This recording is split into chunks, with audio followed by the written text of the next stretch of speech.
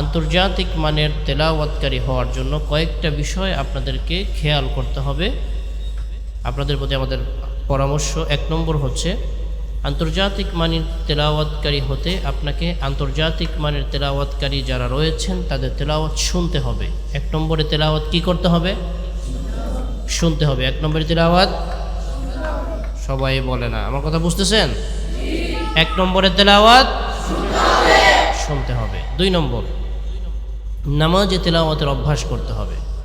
তাহাজ্জুদের নামাজে অথবা যে কোনো সময় আপনি যখন সুযোগ পাবেন নামাজে দাঁড়িয়ে 1 পারা 1.5 পারা 2 পারা তেলাওয়াত করবেন। যত বেশি নামাজে পড়বেন কোরআন স্থায়ীভাবে আপনার সিনায় আল্লাহ তাআলা তত বেশি গেঁথে দিবেন ইনশাআল্লাহ।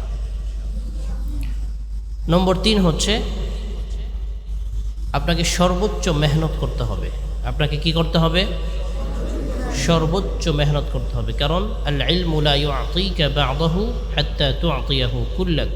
ইলম আপনাকে তার কিঞ্চিত পরিমাণ দিবে না যতক্ষণ না ইলমের জন্য আপনি নিজের সর্বোচ্চ ত্যাগ স্বীকার করেন। এজন্য আপনাকে মেহনত, মুজাহাদা, পরিশ্রম করতে হবে। ইমাম মুসলিম রাহিমাহুল্লাহ বলেছেন, মুসলিম ইবনুল হুজ্জাজ আল কুশারি রাহিমাহুল্লাহ, যিনি মুসলিম শরীফ লিখেছেন, তিনি বলেছেন লা ইউস্তাতাউল ইলমু বিরাহাতিল জাসাদ।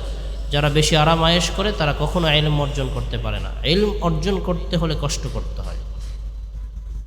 ওয়া আল্লাইসা লিল ইনসানি ইল্লা মা সাআ। মানুষ যা চেষ্টা করে তা সে অর্জন করতে পারে।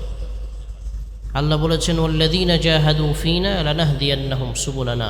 যে আমাকে পাওয়ার জন্য অথবা আমার কোরআন নিয়ে মেহনত করবে, মুজাহাদা করবে, লানাহদিয়ান্না, 2টা তাকিদ দিয়ে আল্লাহ বলছেন অবশ্যই অবশ্যই আমি তার জন্য শত সহস্র পথকে উন্মোচন করে দিব। এজন্য আমাদেরকে মেহনত করতে হবে। নম্বর 3।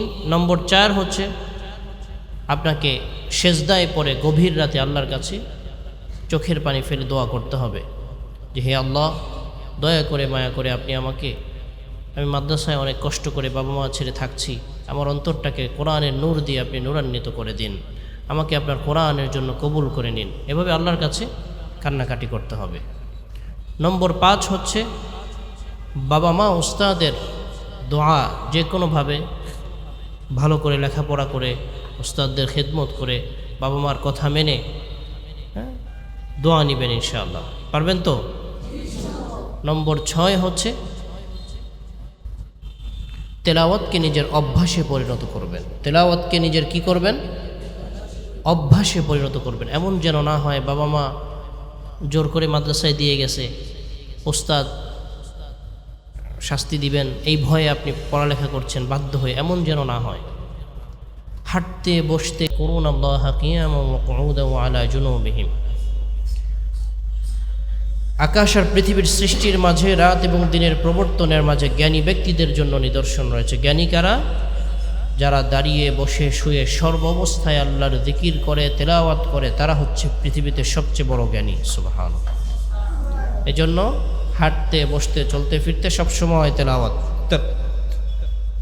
তেলাওয়াতকে নিজের অভ্যাসে পরিণত করা। আল্লাহ তাআলা আমাদেরকে কোরআনের জন্য বেশি বেশি মেহনত করা তৌফিক দান করুন।